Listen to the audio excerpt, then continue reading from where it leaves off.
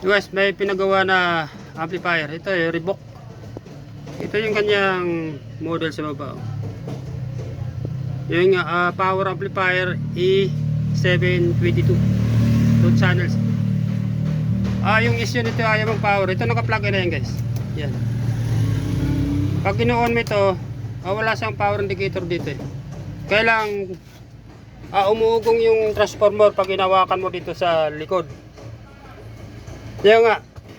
Kung napansin ko dito, guys, ito nag-umido na yung mga wire. Ito mga pesa niya sa lalim, nag-umido na siya. Maaring matagal ito na hindi nagamit, o di kaya matagal na siyang nakatingga.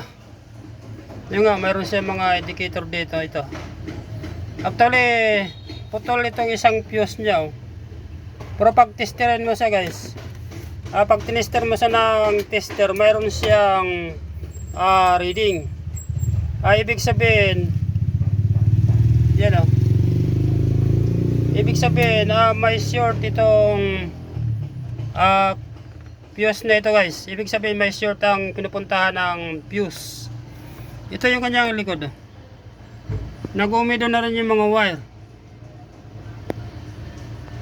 Try ko na lang, guys, kung ano magawa ko rito, kasi sa tingin ko medyo matagal na itong nakatingga.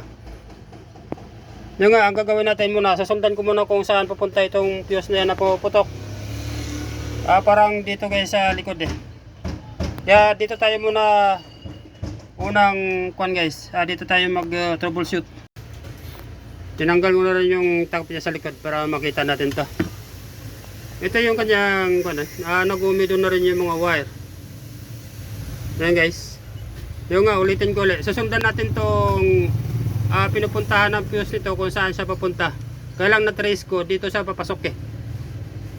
Kung napansin ito, guys, yung rectifier diode, punong-puno siya ng umido. Maaring baka dito yon, or ito sa baba, rectifier diode nito, ito. Bale, tatlong rectifier diode dito, baka nandyan yung cause na kanyang shorted. Ito, guys, power natin to. Yan. Ito yung speaker niya. Yan, lumagtik na yung relay niya. Yan. Yung ganitong klaseng amplifier, guys, wala itong main volume. Kaya ginamit natin yung cellphone. Dahil may control ang volume nito eh.